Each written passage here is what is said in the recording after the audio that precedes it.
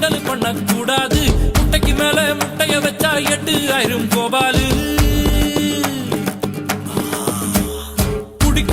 குடிக்கிறான்னு கேவலப்படுத்த கூடாது. 500 அடிக்கும் அவுட் ஆகல தெண்டுல்கர் தான் நம்மாளு.